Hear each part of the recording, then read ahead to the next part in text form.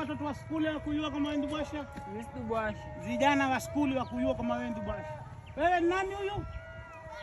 Umesikia Ndubwasha? Ndubwasha wewe.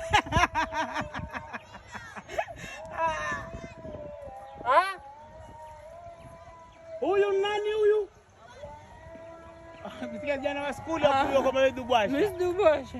Ndubwasha. Mjomba watoto wasikia kule, ambia siongee hilo jina. Si mimi tustate yule. Ambia siongee hilo jina mjomba. Wewe mwiteni tena huyu nani?